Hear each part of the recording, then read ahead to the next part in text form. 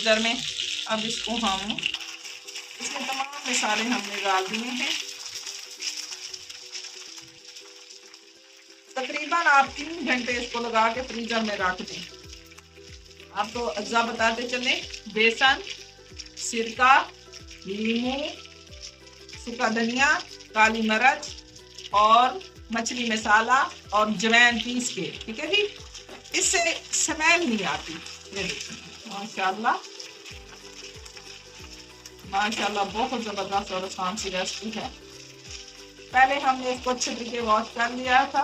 Wash करके तकरीबन इनको सूखे कपड़े के साथ हमने साफ किया है ताकि ये खुश्क हो जाए। फिर उसके बाद मैंने इस पे मछली मसाला ऐसे ही डाल लिया था ताकि ये बिल्कुल ठीक हो जाए। ये देखेंगे, अब इसको ऐसे ऐसे दबाएं ताकि इसमें पानी ना रहे, देखिए,